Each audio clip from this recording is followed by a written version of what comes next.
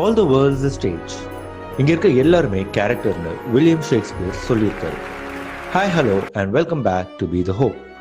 But be the ஹோப்பில் நம்ம இன்னைக்கு பார்க்க போகிற விஷயமே வேற.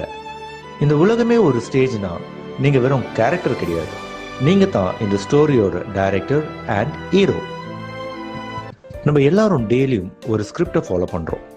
மார்னிங் எழுந்ததும் ஒர்க்குக்கு போகிறது, ஸ்ட்ரெஸ் ஆகுறது, இதுதான் நம்ம லைஃப்னு ஃபிக்ஸ் ஆகிட்டோம். இந்த ஸ்கிரிப்டை யார் எழுதுனா?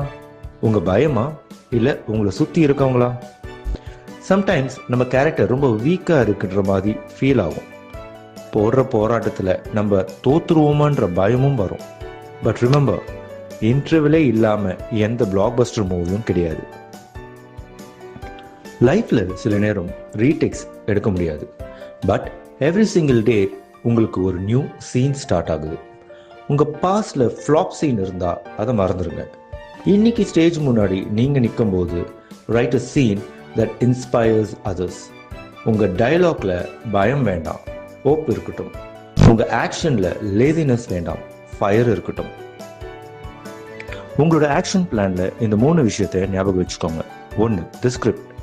இன்னைக்கு உங்கள் டே எப்படி இருக்கணும்னு நீங்கள் தான் டிசைட் பண்ணணும், மற்றவங்க கிடையாது. சந்தானம் சொல்கிற மாதிரி அடுத்தவன் போதைக்கு நீங்கள் ஊர்க்க ஆகாதீங்க. 2வது, தி ஆடியன்ஸ். யாருக்காகவும் நடிக்காதீங்க, பி ரியல். உங்கள் சக்ஸஸை பார்த்து நல்லவங்க கைத்தட்டி சந்தோஷப்படுவாங்க, கெட்டவங்க சைலண்டாக அப்படியே ஒதுங்கிடுவாங்க. 3வது, த கிளைமேக்ஸ். இந்த ஸ்டேஜை விட்டு போகும்போது ஐ லிவ்ட் அ ஹாப்பி லைஃப்னு கம்ப்ளீட் சாட்டிஸ்ஃபேக்ஷன் இருக்கணும். No disappointment, no regrets. So ரெடியா? Lights, camera and action. உங்கள் லைஃபோட பெஸ்ட் பர்ஃபார்மன்ஸை இன்னைக்கு கொடுங்க. Because you are the hope.